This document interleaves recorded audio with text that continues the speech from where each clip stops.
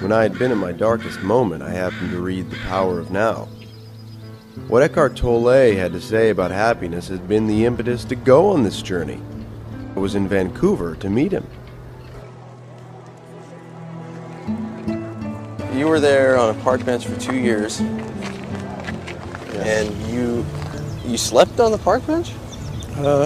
Rarely, but I did spend most of the days on park benches in parks, different parks in London. Did you eat 3 meals a day? No. 1 meal a day if I was lucky. Oh. As you sit here, is it possible for you to simply watch what's happening around you without adding any interpretation to it? To just be present with what is. And you get a taste of what it's like to be on a park bench with nothing further needing to be added to this moment. The sounds, sights, people, sound of the water, the light.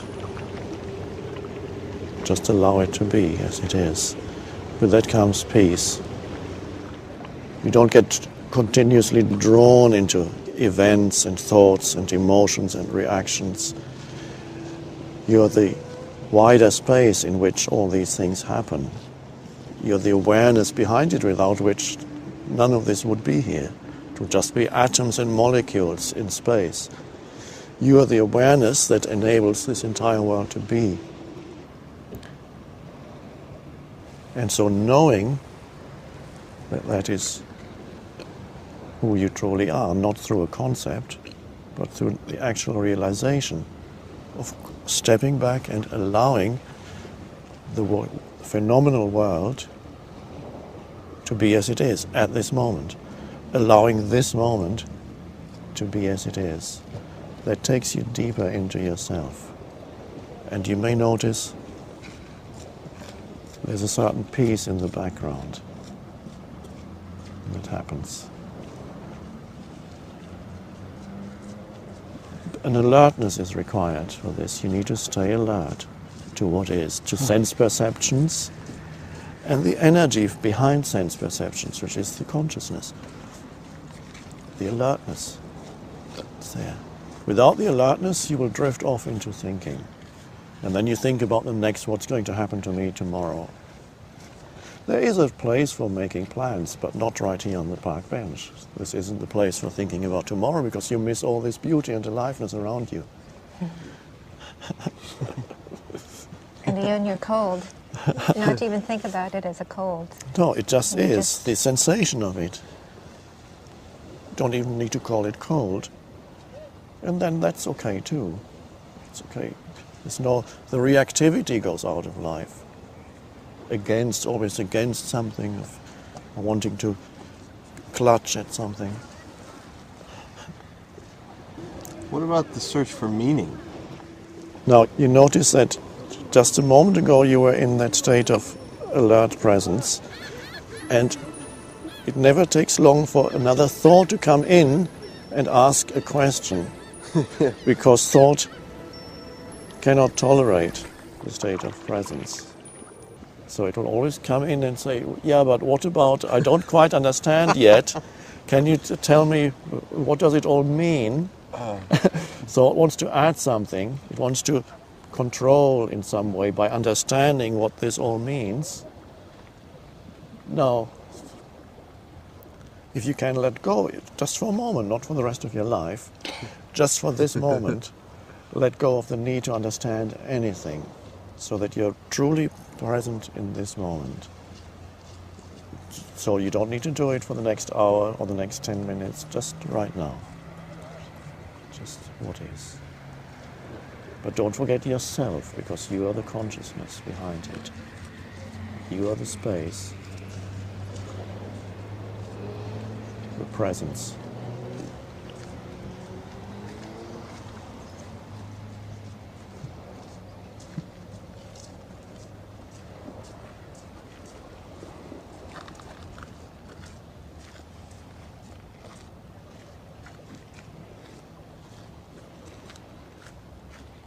Can you feel that your body is alive? Yeah. So stay with that feeling and then perceive. It's easier to perceive without interpretation when you can feel that your body is alive. You feel the inner aliveness throughout your body. So some of your attention is there. The rest is on the outside world. That roots you in the present moment. It anchors you in the present moment.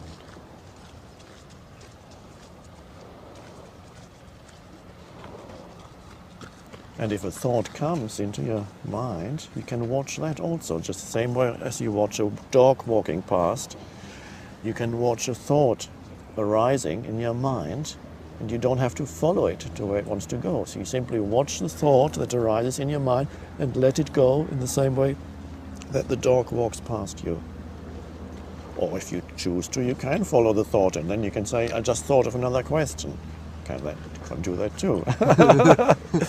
But to see the possibility that also in the same way that you observe the outer world here as you sit on the bench, you can also observe the inner world, the world of thoughts and emotions. Thoughts want to arise continuously, and that's fine, that's what they do. But there's no need to get drawn into each thought that arises and immediately go with it to where it wants to go. Otherwise, you're always following every thought, like a dog following the scent. Does it matter which? No, it doesn't matter. You can experiment. You can experiment with thought. You can follow some thoughts, and you can watch other thoughts. You find out for yourself. You can play. You can see that you are bigger than your thoughts. You don't have to be dominated by your thoughts, because thoughts create lots of problems too, unnecessary problems, and they can obscure the aliveness of life at this moment. There are many people walking around here who are thinking about other things. So they're thinking about the next one, they're thinking about tomorrow. But this is not the place for that. There is a place for planning and thinking about tomorrow, but why spoil the beauty of this and the aliveness of this with thinking about the next moment? Is that going to be better than this one? This is it.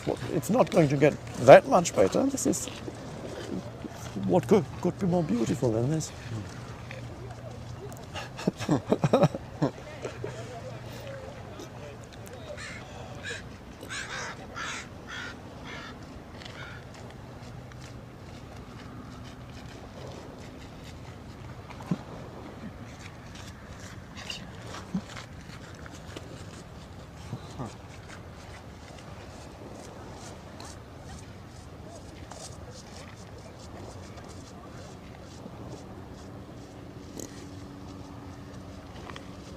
It's the awakening of something within you that is deeper than thought.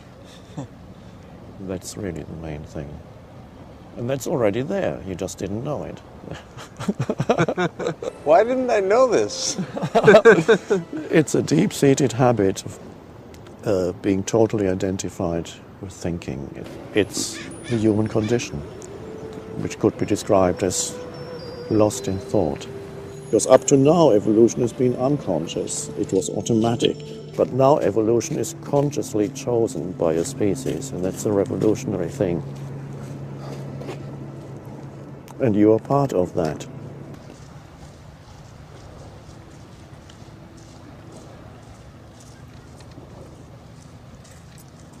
So I can still make movies, I can still have a girlfriend. Oh, yes. Even if I'm conscious. Yes, it's beautiful. It's a playground. You play around with the world. You take action, you relate, but you're not lost in it. Most humans are lost in it. What about pain? I mean, physical pain or emotional pain of losing someone? Most of the human pain is psychologically created. There's an enormous amount of psychological pain, suffering, I call that. When suffering goes, and there's a possibility for humans now to live without suffering, that is the possibility. There may still be some physical pain. It may be that you get toothaches or bodily pains from time to time. Suffering is another level that lies on top of the pain. Suffering implies a story, a little me that is unhappy, a mentally constructed entity, a little me that has an unhappy story that is its identity. And that creates an enormous amount of suffering. Not only do you make yourself suffer, you make people around you suffer. To be at one with life is to be at one with the present moment, because that's the only place where life can be found. You cannot leave the space of now. That stays with you, whatever you do and wherever you go. Your life has never been not now and will never be not now. Are you making the present moment into an enemy some way, internally, through thinking about something that's nothing to do with now? I need to figure something out. Well, first of all, be here fully, and then whatever is needed in your life comes. It comes out of the power that dwells in the present moment, that most people overlook. There's an enormous power here, which is the power of life itself. And most people look for something and ignore this. And the power of life itself is inseparable from who you are in the depth of your being. Many times you will forget. But the moment you realize that you forgot, there's the possibility of saying, yes, I lost the present moment. And there's the possibility of choosing to re-enter the present moment. The first thing that happens when you re-enter the present moment, you become more aware of sense perceptions. You suddenly, there's a greater alertness. And then you become more aware of the aliveness in your body. You feel the life within. It's like the entire vibrational frequency of your body shifts when you become present. It's a different state of consciousness. More alert, more alive. And many times you will lose it. And then you'll remember. And that's good enough. Now then, don't believe the mind when it tells you, you can't do it now, you've got too much on your mind, you can't be bothered with the present moment. Yeah. Those are just thoughts. There's no need for you to follow those thoughts. Just watch them. They are thoughts that the mind throws up. You don't need to believe in them because they're not true. When the mind tells you, you can't be present now because you've got too much on your mind, then okay, you can say, okay, let's see if that's true. And then you feel, there's an aliveness in my hand, there's an aliveness in my body. There's beauty all around. And you become present again. Alertness, the alertness returns. And when there is time to think. Then you sit down and say, okay, let's think, what plane am I going to catch tomorrow? What time do I have to go to the airport? What do I have to do now? Pick up the phone, make a phone call? Fine, that's beautiful. You're not losing yourself in future. That's practical matters. And once you've done the practical matters, you've planned your next week, then you come back to the now. The inner transformation is not really about finding lots of answers to your questions, but finding a new relationship to thought, where not every thought seduces you anymore. And if a beautiful girl runs past and you find yourself following her, you don't have to think, I shouldn't be watching this girl because I'm spiritual now. No. If you can let go, just for a moment, not for the rest of your life, just for this moment, let go of the need to understand anything so that you're truly present in this moment. It's just right now. Just what is. But don't forget yourself, because you are the consciousness behind it. You are the space, the presence.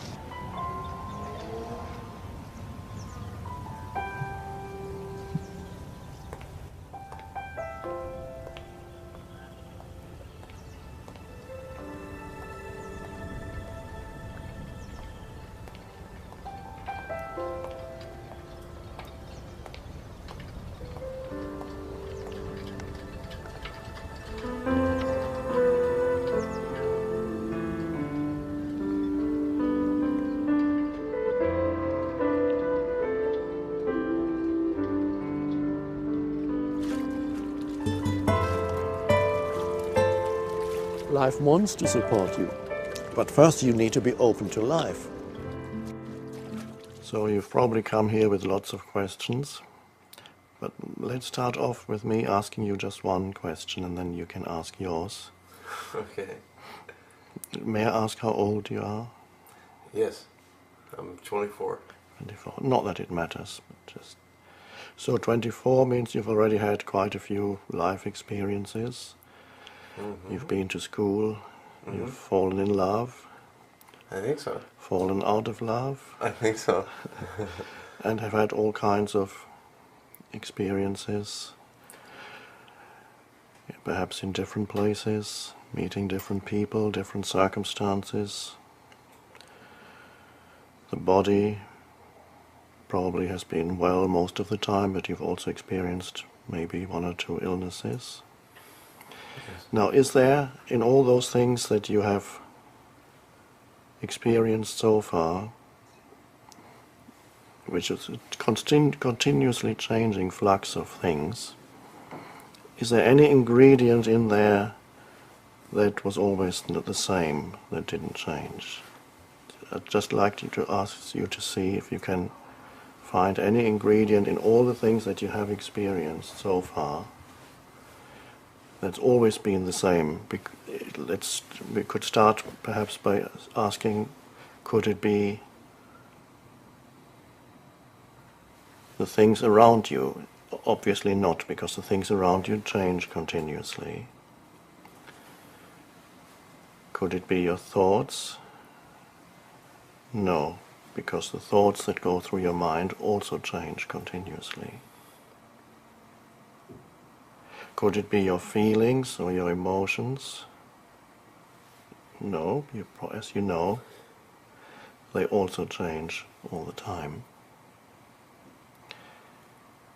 So what is it, if anything, that hasn't changed, that doesn't change? Is there one ingredient in all your experiences, good or bad, up or down, that's always been there? Well, I think I've been in here. I've been inside.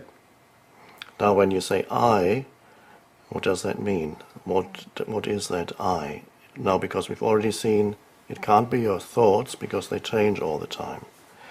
Your feelings or emotions, they change all the time. Your sense experiences, things that you perceive around you, change all the time. So wherever we look, there's change. So when you say I and point to the I as that which doesn't change, it cannot be what happens to you. It cannot be the thoughts that go through your mind. It cannot be the emotions, the feelings that you experience. So what is the nature of that I? What does that word mean or point to? It's listening. It's what hears, what's behind.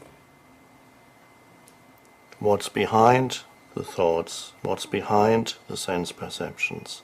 What's behind all the experiences and the feelings and so on? So the question that I'm asking does not really require an abstract answer, but I want you to actually feel or sense inside yourself that which doesn't change. No matter where you go, no matter what you do, or who you're with, or whether the body is well or unwell, when I ask, You said it's I, and I've asked, what's the nature of that I? And now you may be stuck for words. But you said one word, and that was listening. Now, when you're truly listening, there is a certain alert spaciousness. Because otherwise you're not truly listening. And so if that had to be expressed through a gesture, it could be, you could raise a finger gently and say, listen. So I say to you, listen. And you listen, there's a moment of spacious awareness, and there's no thought in it. So when you said listening, you were actually getting very close to the nature of who you truly are underneath all the circumstances of your life. And circumstances includes thoughts and emotions. If you don't find that, who or what you are underneath all the circumstances, no matter how many questions you ask and how many good answers you get, won't help you very much, and there will be no end to the questioning, because every answer generates further questions. So we are talking about becoming familiar with a different state of consciousness. Not that that has never been there. It's always been there because it's the I, but it's always been overlooked. Because the circumstances, things that happen to you and your thinking and your emotions, have such overwhelming pulling force that they always pull your attention in completely. And so attention is that which is there when you're truly listening.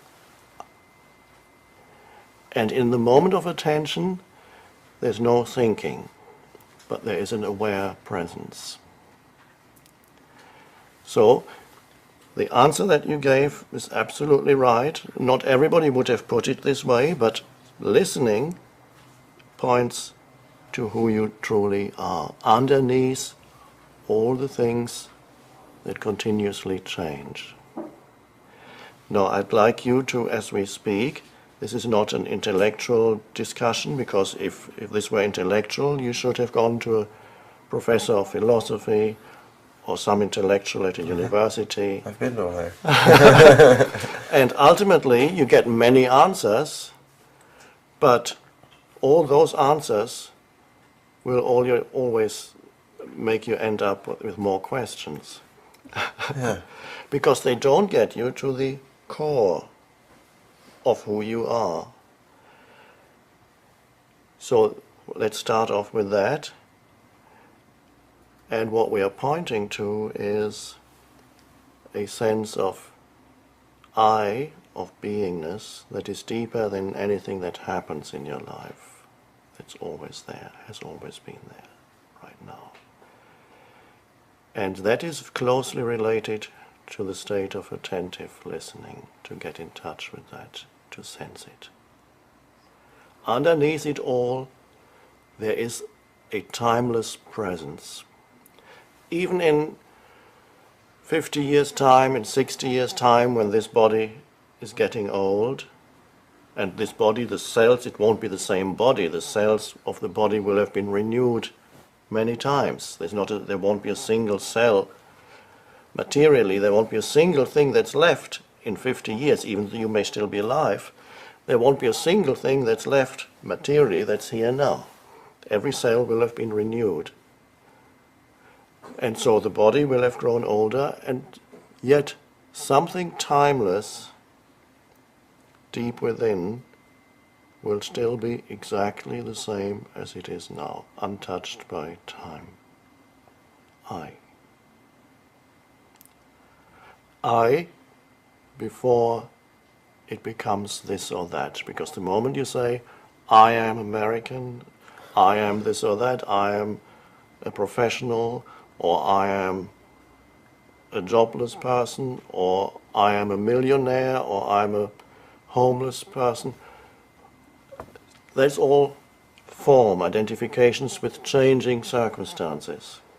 And so people look for something there to provide permanency in their lives. They want to identify with something that they finally can say, there, that's it.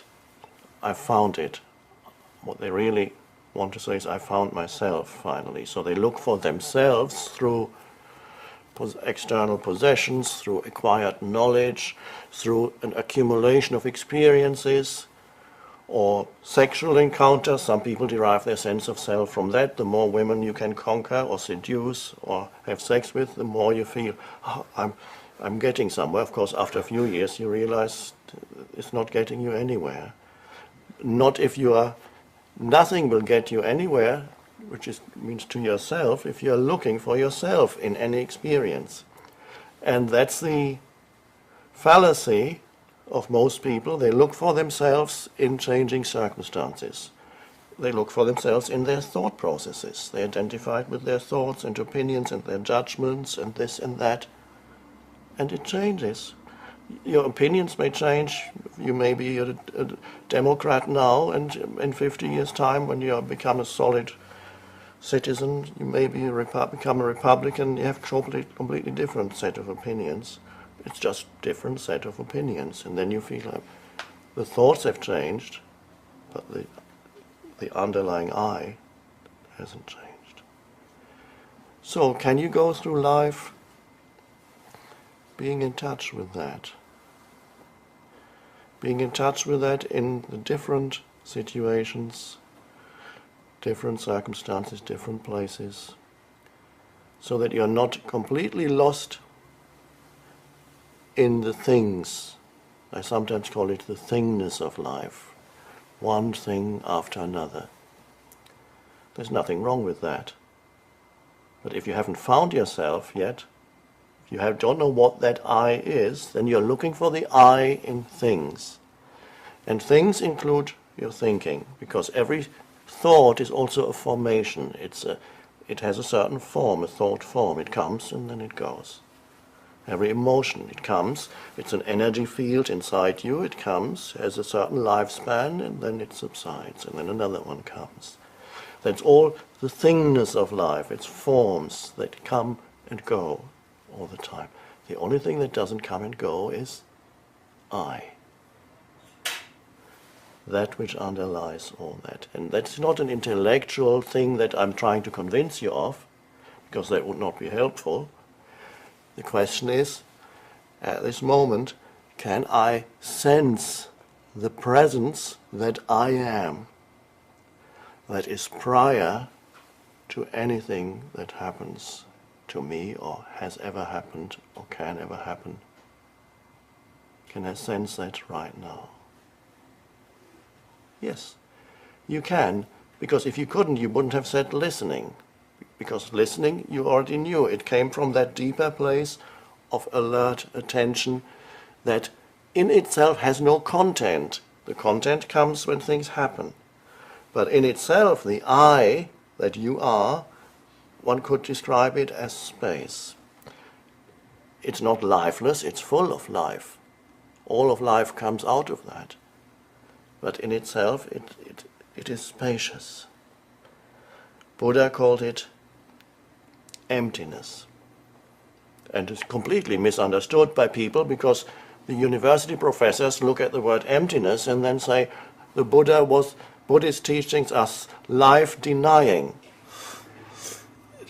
The total opposite is true, because Jesus called the same space the fullness of life. Because at the same time it is life in its fullness. To be able to sense that, at first it's very subtle in the background, but as you become familiar with that dimension, it's always there somewhere, no matter what you do. Even when you meet a beautiful girl and you're talking to her, and you can, from there you can listen to yourself talking, and it's fine. You're not totally lost in your experiences. There's always an a sense of aliveness and peace in the background. And that influences how you live your life. That sense, the I, the timeless I, because on the surface you have the time-bound I that grows older, it's identified with thinking and emotions and things happen to it and so on. But underneath it is the timeless I. Now, the word I is probably the most frequently used word in the language. Whenever you listen to people, say, what's the words they use most frequently when you listen to a conversation? Probably you'll find it's the word I. Now, what they refer to is not the timeless, because they haven't found that. They refer to a superficial sense of I identification with things, with thinking, with emotions. I am angry. I am American. I am this. I am that. Identification with something. So that I is the greatest illusion, because there's no substance there, nothing permanent. So if I'm not something, am I nothing?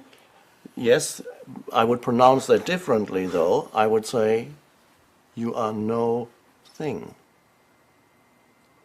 Now there's a difference between no thing and nothing. Nothing is simply a denial, but no thing means there is a presence there, but it has no form. Nothing that you can grasp. It has no shape and no form and no name. The ancient Chinese call it the Tao, which cannot be named. There's a beautiful, it's 3,000 years old Chinese book of wisdom, the Tao Te Ching. I recommend it to everybody. And the first line in it is, the Tao that can be named or spoken of is not the true Tao. And so that there is the presence that you sense, a presence that has no form. In ancient language, Christian, Hebrew, there's the word spirit. But I don't use that word because it's been used for hundreds of years and misunderstood. So if I used spirit, people would immediately have some image of what it is, some form, or call it the Holy Spirit, and there's hundreds of years of misconceptions of what spirit is, so we forget about the word spirit. But in its original true meaning, that's what spirit points to. The essence of who you are is formless. Now we could use the word consciousness as the essence of who you are, and you can sense it, but you can never grasp it, and you cannot really know it. You can only know something that is not you, an object, anything that becomes an object of consciousness. I look at this plant and I know it by looking at it and by having a thought for a name for it. I say, I know this plant. This plant is an object that arises in consciousness. And I look at you. I see a shape and a form. And obviously, what I see, nobody knows whether what you see out there is actually there, because the image that you have in your mind of your surrounding environment is, there's an optical, the eye are like a camera lens. They send a picture to into the brain, that the picture is translated into nerve impulses and chemicals that reach the brain, and the brain decodes what I see and then reassembles a picture. And then suddenly I see you. Nobody knows what's actually out there. But let's just leave it. Here we have, looking at you, this is an object that arises in consciousness, in the space that I am. Then I look away, and another object arises in the space that I am. or I listen to something that arises in the space that I am. A thought comes that arises in the space that I am, the presence that I am. But the presence itself, you can't know it in the way that you know a plant, or you know a person, or you know a sound, or you know a thought, because it would have to reflect back on itself. You cannot make it into an object, so you cannot make yourself into an object of knowledge. You can only be that presence, but you can't know it because you would externalize it. And this is the mistake that humans have made over thousands of years. They made themselves into an object. And they talk about me and my story. I'm sure you have one. Yeah. The story of me. And so when you make yourself into an object, you live with yourself. Some people love themselves one day and they hate themselves the next day. And the following day they're not quite sure. And then you have and then you have feeling guilt. People have relationships with an image that they have in their mind of themselves, me. People talk to themselves in their mind. Well, that wasn't very good. You didn't do a good thing. Shouldn't have done that. Who is talking to whom? There's a voice in the head that talks to yourself. The mind has split itself in two and is talking to itself. And out of that continuous talking comes the story of me and identification with that. And the questions that you are going to ask probably have a lot to do with the story of me, to find out more about it, about my life. Because after all, that's what everybody is most interested in. You are here because you are the main character in the story of yourself. And the main character in that story has quite a few things that he feels puzzled about and doesn't understand and wants questions. And the story, in some ways it's worked and in other ways it hasn't worked. And so the character in the story has come here and wants to know how to make the story work better. Isn't that so? Yes. Now, whatever answers anybody can give you of how to make the story work better, there are things you can make the story work better, but all that doesn't really help unless you get to the bottom behind the story, the I behind the story. Then, if you are in touch with that throughout your life, the story will unfold with much greater ease because there is a deeper dimension that is there. But if there's only the story, nothing will ever satisfy the main character in that story, you. If the main character in that story, you, has never known the deeper I, the timeless presence that is the consciousness that you are, the attentive, spacious